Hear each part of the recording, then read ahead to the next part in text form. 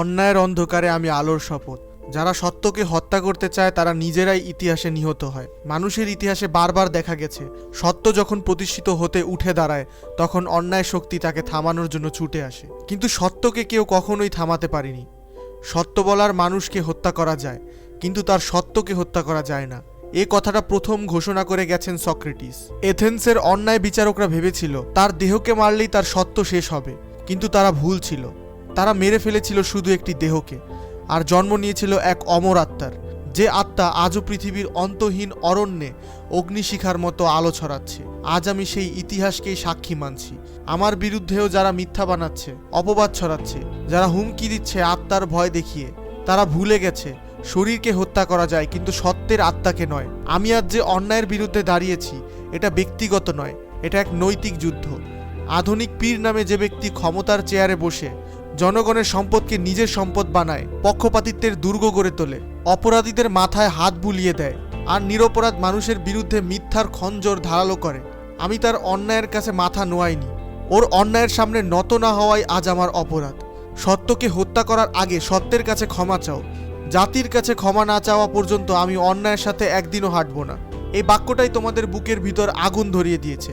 তাই তারা আজ আমার বিরুদ্ধে মিথ্যা বানাচ্ছে, অপবাদ ছড়াচ্ছে, হুমকি দিচ্ছে। কিন্তু তারা জানে না আমি যতদিন সৎ পথে আছি ততদিন আমি একা নই। আমি শহীদ সাইফুল্লাহর উত্তরসূরি, সত্যের রক্তধারায় আমিও প্রস্তুত জান দিতে। শহীদ সাইফুল্লাহ তার রক্ত দিয়ে লিখে গেছেন অন্যায়ের সামনে নত হওয়া বিশ্বাসীর কাজ নয়। তার মৃত্যু ছিল না পরাজয়, বরং অন্যায়ের বিরুদ্ধে সত্যের আগুন উস্কে দেওয়ার এক মহা মুহূর্ত। আজ আমি তার সেই আগুনের উত্তরসূরি। সাইফুল্লাহর মতো আমিও বলছি, অন্যায় আমাকে হত্যা করতে পারবে, আমার রক্ত ঝরাতে পারবে, কিন্তু আমার আত্মাকে পরাজিত করতে পারবে না। যদি প্রয়োজন হয় আমি জীবন দিতেও প্রস্তুত। সত্যের পথে রক্ত ঝরানো পরাজয় নয়, এটাই বিজয়ের প্রথম শপথ। আমাকে হত্যা করলে আমি অমর হব। সত্যের মানুষ শারীরিক মৃত্যুর পর আরও শক্তিশালী হয়ে ফিরে আসে। তোমরা যদি আমাকে হত্যা করো আমি মরব না।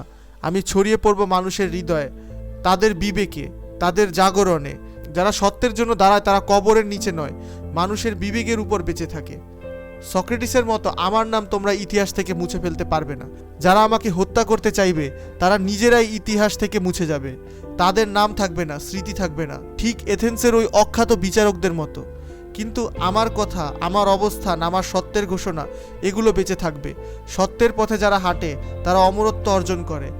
আজ যারা আমাকে থামাতে চায় তারা সত্যের আলোকে দেখে অন্ধ হয়ে গেছে। কিন্তু আমি জানি প্রত্যেক যুগেই অন্যায় অস্থায়ী আর সত্য চিরস্থায়ী। আমাকে মেরে ফেললে আমার সত্য তোমাদের কবরে আগুন হয়ে জ্বলবে, আর আমাকে জীবিত রাখলে আমার সত্য তোমাদের অন্যায়ের মুখোশ ছিঁড়ে দেবে। এটাই ইতিহাসের নিয়ম, এটা আল্লাহর নিয়ম। সত্য আসে আর মিথ্যাকে মুছে দেয়। মিথ্যা তখনই ধ্বংস হয় যখন তার কোনো ভিত্তি থাকে না। এটাই আমার ঘোষণা। যারা আমাকে অপবাদ দেবে দিক, যারা আমাকে ভয় দেখাবে দেখাক, যারা আমাকে হত্যা করতে চাইবে করুক চেষ্টা। আমি বলবো, তোমরা আমার শরীরকে হত্যা করতে পারো কিন্তু আমার আত্মাকে নয়। তোমরা আমার কণ্ঠকে স্তব্ধ করতে পারো কিন্তু আমার সত্যের অগ্নিশিখা নিভাতে পারবে না। আমি সত্যের সন্তান, আর সত্যের সন্তান কখনো মৃত্যু দ্বারা পরাজিত হয় না।